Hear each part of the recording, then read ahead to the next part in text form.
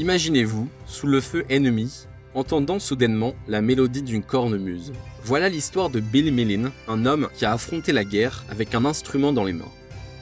Le 6 juin 1944, des milliers de soldats alliés débarquent sur les plages de Normandie dans l'une des batailles les plus décisives de la Seconde Guerre mondiale.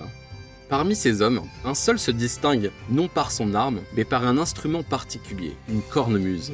Bill Millin, un jeune Écossais de 21 ans, se tient là, au cœur du chaos, jouant des airs traditionnels écossais.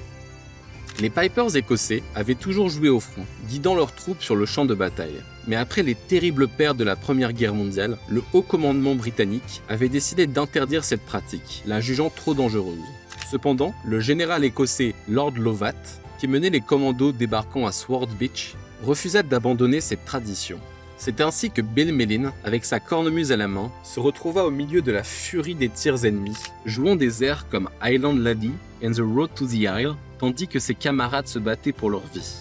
Les premières heures du D-Day furent un véritable carnage, et alors que des soldats tombaient autour de lui, Millin marchait sans hésitation, son instrument jouant à travers les bruits des explosions et des mitrailleuses. Ses camarades, sous le feu, s'accrochaient à l'espoir que sa musique incarnait. La mission des troupes de Lord Lovat, après leur débarquement à Sword Beach, était de sécuriser rapidement le pont de Bénouville, vital pour les forces aéroportées britanniques. La légende raconte que les commandos déjà installés sur le pont entendirent les notes de la cornemuse de Millin jouer Blue Bonnets Over the Border avant même de voir les renforts arriver. Selon des témoignages de soldats allemands, stupéfaits, ils ne l'avaient pas visé, le prenant pour un fou.